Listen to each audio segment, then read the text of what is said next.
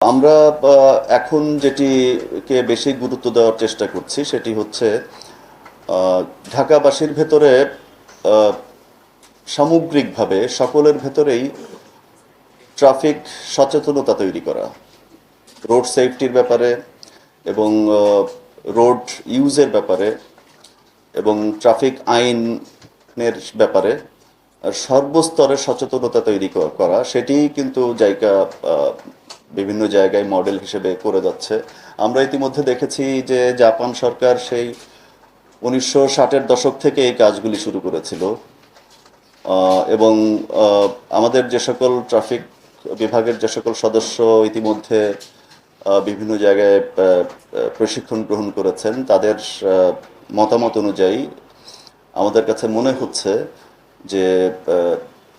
জনসচেতনতা তৈরির ক্ষেত্রে আমরা একেবারে শিশু বয়স থেকে আমরা শুরু করতে যাচ্ছি। ইতিমধ্যে আপনারা দেখেছেন যে আমরা বেশ কয়েক বছর ধরেই বিভিন্ন স্কুল কলেজে, বিভিন্ন কিন্ডারগার্টেন অথবা প্রাথমিক বিদ্যালয়গুলোতেও আমরা এই শিশুদের ভেতরে, ছাত্র ছাত্রীদের ভেতরে জনসচেতনতা তৈরির কাজ আমরা করে যাচ্ছি। শিশুরা যেন একদম ছোটবেলা থেকেই ট্রাফিক আইন মানা এবং রাস্তায় কিভাবে চলতে হবে এই বিষয়গুলোর উপরে হাতে কলমে প্রশিক্ষণ গ্রহণ করতে পারে ছোটবেলা থেকে। এজন্যই আমরা অদূর ভবিষ্যতে ট্রাফিক চিলড্রেন পার্ক আমরা তৈরি করতে যাচ্ছি ঢাকা শহরের বিভিন্ন জায়গায়। তার পাশাপাশি জাইকার সহায়তায় আমরা ডেটা অ্যানালিসিসের ক্ষেত্রে, বিশেষ করে ট্রাফিক কনজেশন কোথায় হচ্ছে বা অ্যাক্সিডেন্ট কোন অঞ্চলে বেশি ঘটছে, এই হটস্পটগুলো নির্ধারণের ক্ষেত্রে আমরা বিভিন্ন ধরনের সফটওয়্যার ব্যবহার করে ডেটা কালেকশন করে সেটাই অ্যানালিসিস করে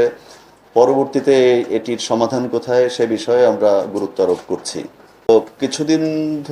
আগে আমাদের ঢাকা মেট্রোপলিটন পুলিশের 13 জন পুলিশ ট্রাফিক সদস্য জাপানে প্রশিক্ষণ গ্রহণ করে এসেছে এবং আমাদের কাছে যেটি মনে হয়েছে তারা সেই 1960-এর দশক থেকেই কিন্তু শিশু বয়স থেকেই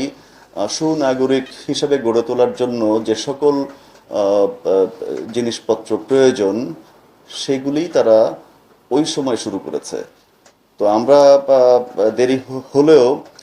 আমরা এখন মনে করছি যে এই যে শিশু বয়স থেকে যে সুনাগরিকের যে বৈশিষ্ট্যসমূহ সেইগুলো কিভাবে ছোট বাচ্চাদের ভেতরে প্রবেশ করানো যায়, সেই উদ্যোগগুলো আমরা এখন থেকেই গ্রহণ করছি।